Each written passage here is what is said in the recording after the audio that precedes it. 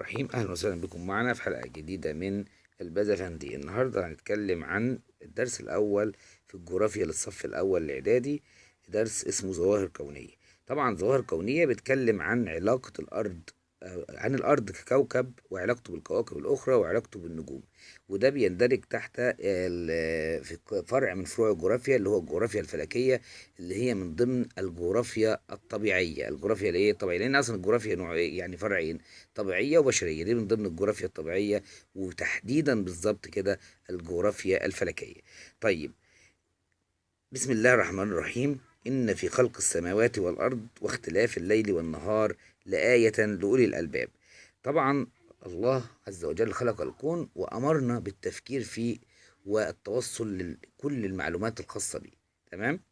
طيب، العلماء يعتقدون أنهم لا يعرفون من أسرار الكون إلا نسبة قليلة جدا، تكاد تقترب من 10%. هي نسبة قليلة جدا. هنبدأ بقى أول حاجة في الدرس اللي هو المجرات. إيه هي المجرات؟ تجمعات كبيرة من النجوم مختلفة الأحجام والأشكال والأنواع. تمام. المجرة الواحدة بتحتوي على ملايين من النجوم، بينهم مسافات قد إيه؟ كبيرة. بينهم مسافات إيه؟ كبيرة. أنواع المجرات حلزونية بيضاوية غير منتظمة. أهي في مجرات مختلفة، في مجرة حلزونية كده، في مجرة شكلها بيضاوي كده، في مجرة غير منتظمة بالشكل دوت.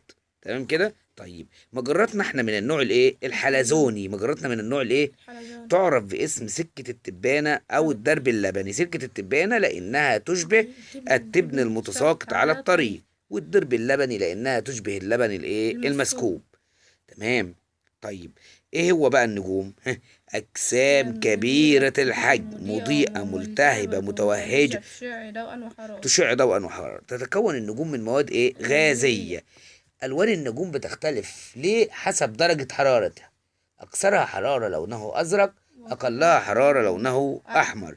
من امثلتها نجم الايه؟ الشمس، وهو اقرب نجم الى كوكب الايه؟ الارض. طيب، ايه هي الكواكب؟ خلي بالك بقى الكواكب، يلا. أجسام صغيرة نسبيا معتمة لا تشع ضوءا ولا حرارة، بل تستمد ضوءها وحرارتها من أقرب نجم تدور حوله. الكواكب بتدور حوالين النجوم. الكواكب بتدور حوالين الايه؟ النجوم بفعل الايه؟ الجاذبية الأرضية. بفعل الجاذبية، مش الجاذبية الجاذبية عامة يعني، بفعل الجاذبية. طيب، المسارات اللي هي بتلف بيها اسمها ايه؟ مدارات أو أفلاك.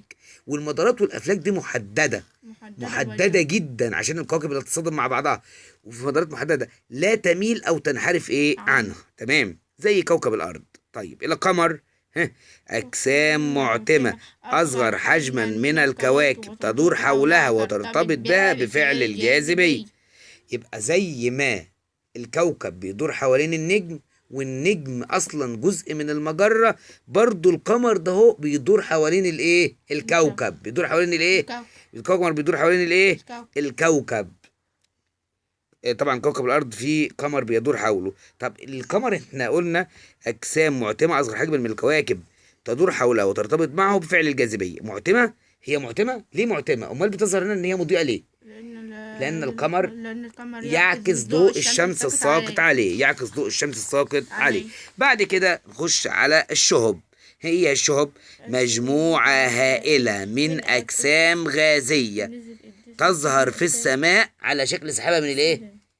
الغبار. السدم. ايه هو السدم؟ مجموعة هائلة من أجسام غازية تظهر في السماء على شكل سحابة. طب السدم بيحدث ليه؟ بسبب انفجار النجوم. بالمناسبة النجوم تولد وتموت على فكرة، يعني بتنفجر وتنتهي ويظهر غيرها يعني. تمام كده، دي معلومة مهمة يعني. طب تعالى، ايه هو النيازك؟ أجسام فضائية صلبة مختلفة الحجم عند احتكاكها بالغلاف الجوي. ايه اللي بيحصل لما بتحتك؟ بترتفع درجة حرارتها وتحترق جزئيا، وما يتبقى منها يسقط على سطح الأرض. طب إذا سقط على منطقة مأهولة بالسكان يؤدي إلى إيه؟ دمار كبير. طب إذا سقط على منطقة غير مأهولة بالسكان يؤدي إلى حفرة عميقة. وبعض أجزاء منه ممكن لما بتنزل في الغلاف الجوي بتتحول إلى إيه؟ شهب. بتتحول إلى إيه؟ طب إيه هو الشهب؟ أجسام فضائية صلبة صغيرة الحجم عند احتكاكها بالغلاف الجوي للأرض ترتفع درجة حرارتها وتحترق كليا، مكونة سهاما ضوئية نراها تجري في الايه؟ في السماء. وطبعا كده الدرس بيكون خلص، ويا ريت احنا نشترك في قناة البازا باندي ونفعل زر الجرس. والسلام عليكم ورحمة الله وبركاته.